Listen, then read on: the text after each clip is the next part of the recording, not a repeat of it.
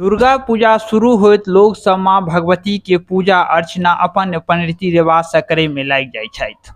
केओ निर्जला व्रत कऽ कऽ तऽ कोनो दिन उपवास कऽ कऽ माँ भगवती के आराधना में लागल रहै छथि।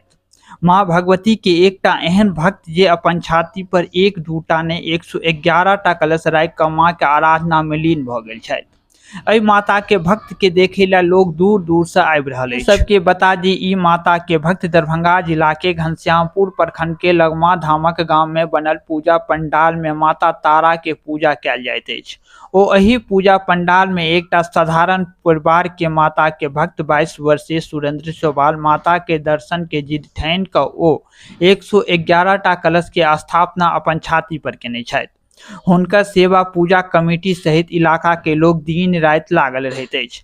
पिछला वर्ष माता के ई भक्त अपन छाती पर 11टा कलश के स्थापना केने छलाह और एहि बेर ई माता के भक्त 111टा कलश के स्थापना अपन छाती पर केने छथि।